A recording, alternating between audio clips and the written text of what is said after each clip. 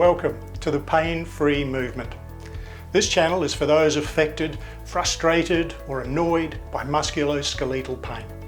Pain from injury, pain in joints or muscles, pain in backs and necks.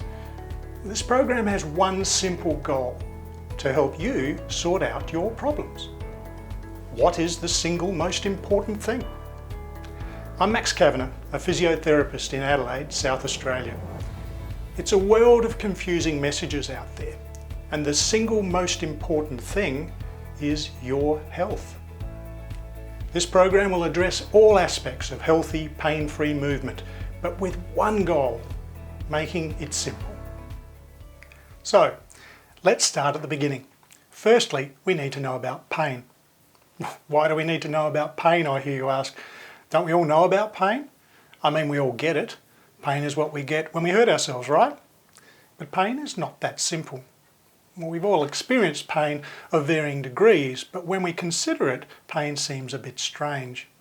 Sometimes things hurt lots and other times not. We even have a list a mile long of the way we describe pain. I hear all sorts of descriptions: sharp pain, dull aches, throbbing, stabbing, burning, shooting, tingling, pins and needles, cramping. I've even had clients describe their pains as shocking, gripping, pinching, spearing, and even ants. And you've probably heard of the phenomenon of phantom pain, where people can actually feel pain in parts that no longer are attached. So actually understanding how pain works is the first thing we do need to know. And it's really important because research shows that pain neurophysiology education will alter pain cognitions and physical performance. So, putting in simple terms, knowing about pain actually lessens it. So, what is the single most important thing we need to know about pain? It's quite complex, and on the face of it seems to be confusing and inconsistent. The exciting thing is that over the last 3 decades or so, scientific research has significantly enlightened us in our understanding. And I want to share some of this with you as a starting point to help you help yourself. There's wonderful knowledge and lots of it, but true to our aim, I want to simplify it for you and leave you with the one focus you need to understand and do. So, what is the single most important thing we need to know about pain? Well, let's start by using a simple demonstration of something we can all relate to: pinching. You can do this with me if you like. Taking a fold of skin in my forearm between my thumb and index finger and starting to squeeze, the initial sensation is one of light pressure. Now, if we build the grip pressure and slowly squeeze harder, we start to feel the sensation becoming uncomfortable. Pinching harder eventually brings the sensation into what we could begin to recognise as pain. The level of that sensation of pain increases as the pressure grows. Now, if I stop pinching and release early before I've damaged the tissues, the pain message eases off gradually and we go back to normal. But what if we don't stop and we keep squeezing harder and harder? The pain continues to increase. Eventually we reach that point of damage and start to bruise our tissues. Now, if we stop squeezing, the pain will ease away slowly, but as we've now injured ourselves, there'll still be pain because the messages the nervous system is receiving have not returned to normal. And healing now has to get underway, and the area stays sore and sensitive during the early stages of that process. So, how does the nervous system work here? Our nervous system controls our whole body. It's truly amazing. It includes our mind, but it isn't just that. It gives us the ability to control our movement, and it also controls all the things we don't have to think about: our organs, our nutrition, and in fact, all our body's processes. We have a truly amazing array of nerves that spread throughout our body to all of our organs, trunk and limbs. They give us our 5 senses and so much more. They all feed information back to our brain for processing, and parts of our brain are specifically responsible for all of our systems, our movement and bodily functions. When light enters our eyes, the nerves in the retina send the message to the visual cortex, the area at the back of the brain devoted to giving us sight. And if the light has a wavelength of blue, we see it as blue. If it is orange, we recognise it as orange. And areas of the brain control our hearing. If we play the middle C key on a piano, sound waves enter our ear and vibrate our eardrum. and we hear that specific frequency of sound. And if the cello plays the same note, we hear the same pitch. But what about pain? If we use this picture as an example, it seems pretty straightforward. We all know the ouch is coming. You've probably even felt a reaction to the picture. We know that stepping on a pin will definitely hurt. Treading on a pin sends the message from our sensory nerves up our leg to the nerves at the base of our spinal cord. From there it travels up to the brain. Now it might seem logical that pain message would go up to our pain centre and we'd feel the pain, right? But here's a very interesting fact. There is no pain centre in the brain. There is no one part of our nervous system devoted to pain. Surprising, isn't it? Let me explain how pain actually works. Our nervous system is constantly receiving millions and millions of messages from our bodies. Our brain collates these messages to decide on all of our functions, and it has one primary function of self-preservation. Our nervous system wants to keep us safe and working well. So sensations such as hunger, thirst, and pain are constructed in the brain to make us react. So when the information the brain receives seems to be dangerous and likely to mean tissue damage, it gives us the sensation of pain. It wants us to take action. Professor Lorimer Moseley and Dr. David Butler, with their wonderful Explain Pain Revolution, summarise it like this. There are no pain nerves, pain sensors, or pain fibres in your body. Your body can only send danger messages to your brain, not pain messages. Pain is made in the brain. In fact, for those who'd like more detail and research-based information about pain and its management, I highly recommend hunting out the Neuro-Orthopaedic Institute or NOI group on the web. So the messages in various parts of our brain are grouped to form an experience. The more significant the danger information is, the stronger the sensation we feel. But there are even more factors involved in this process than just tissue feedback. Consider that same pinching we did at the start in a different context.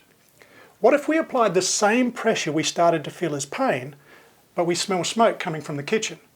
Or what if we were balancing on a high ladder?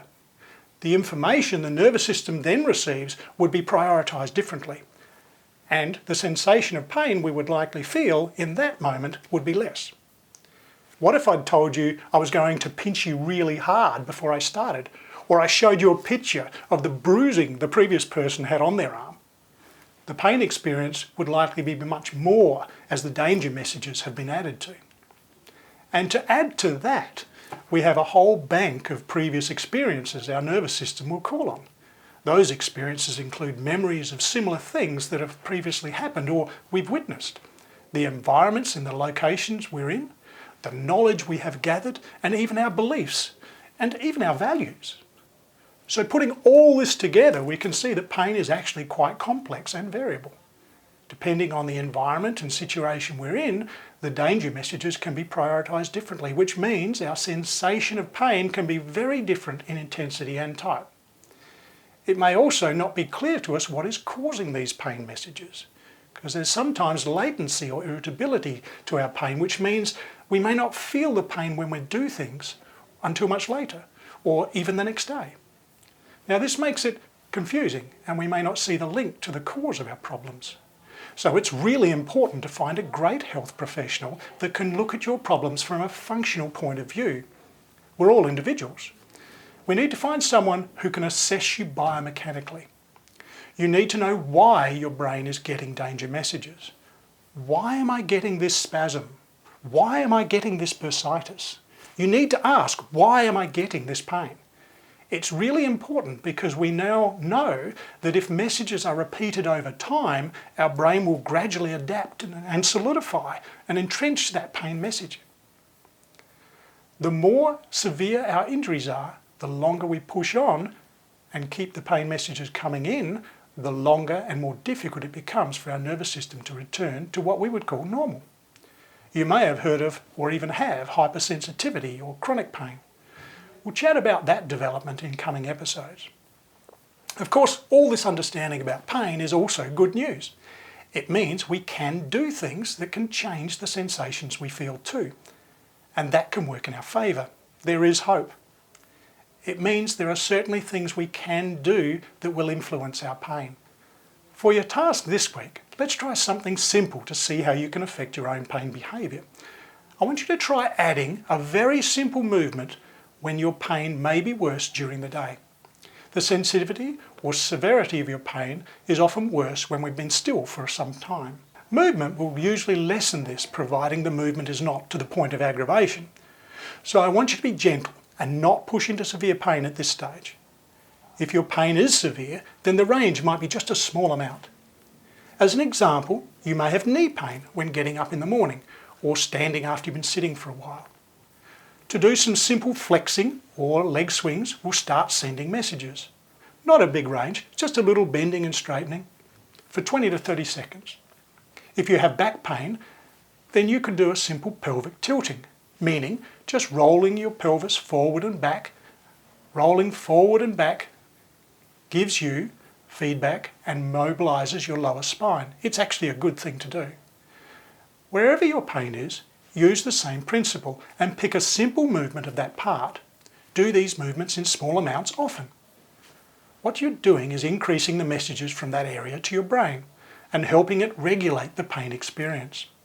Before you start, you could record the level of your problem now.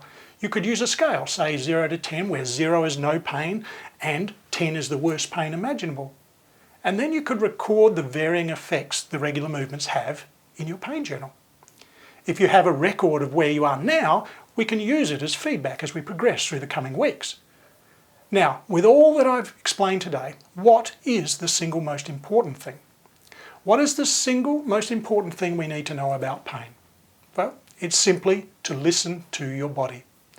Don't ignore pain or soldier on. Don't ignore the danger message of pain. Pain is the body's way of telling you to take action. And the earlier the better. It's in your best interests. And next week we'll start discussing what you need to know about injuries. For all of you that are frustrated with pain, wanting to truly fix your injuries or wanting to prevent problems in the first place, the Pain-Free Movement is the program for you. So take action today. If you haven't already, give us a like, ding the notification bell and hit the subscribe button and join the Pain-Free Movement. Because the single most important thing is your health. I'm Max Kavanagh, wishing you good health and pain-free movement, and I'll see you next week.